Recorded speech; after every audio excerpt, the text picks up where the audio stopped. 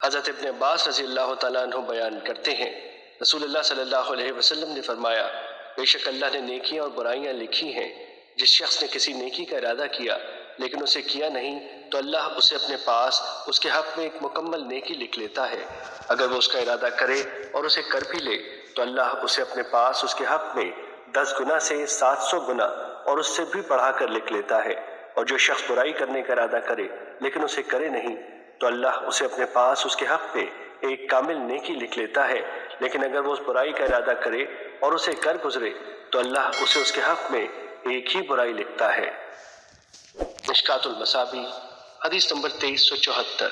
حضرت براء بن عازب رضی اللہ تعالیٰ عنہ بیان کرتے ہیں، جب رسول اللہ صلی اللہ علیہ وسلم اپنے بستر پر آتے تو آپ دائیں کروٹ لیٹتے، پھر یہ دعا پڑھتے، اے اللہ، میں نے اپنی جان تیرے سپرد کر دی، اپنا چہرہ تیری طرف متوجہ کر دیا، اپنا معاملہ تیرے سپرد کر دیا اور اپنی پشت تیری طرف جھکائی، اور یہ سب کچھ تیرا شوق رکھتے ہوئے اور تجھ سے ڈرتے ہوئے کیا۔